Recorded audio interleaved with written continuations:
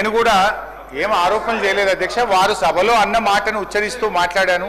సంస్కారం అనేది ఎంత గొప్పగా ఉందని చెప్పే ప్రయత్నం చేసిన.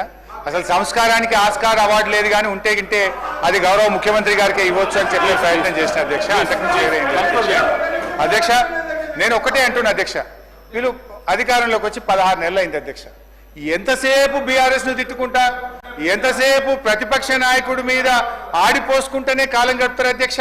ఇవాళ ప్రజలు ఏమంటున్నారు అధ్యక్ష, ఇంకా ప్రతిపక్ష నాయకుడినో బీఆర్ఎస్ ను తిట్టడం మానండి, మీ హనీమూన్ పీరియడ్ అయిపోయింది, 2వ బడ్జెట్ ను కూడా ప్రవేశపెట్టారు, మీరు ప్రజలకిచ్చిన హామీలు అమలు చేయండి మహాప్రభు అని రాష్ట్ర ప్రజలు మిమ్మల్ని కోరుకుంటా ఉన్నారు.